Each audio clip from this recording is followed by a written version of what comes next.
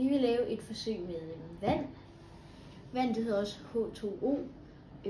H, det står for brint, og 2, det er fordi der er 2 af H, altså 2 gange brint. Og O, det er ilt. Det er så vandet her.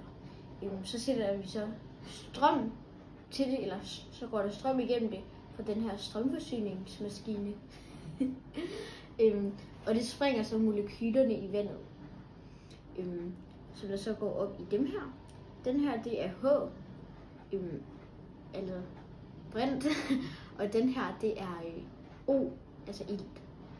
Så når der er gået et par timer, så tager vi dem op og sætter ild til.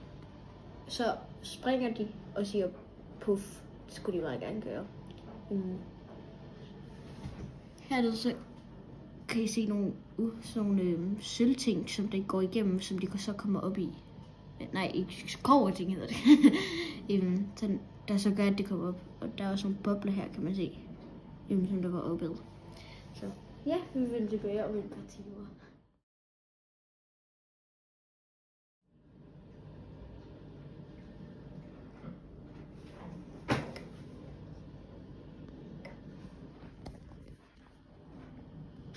Fedt.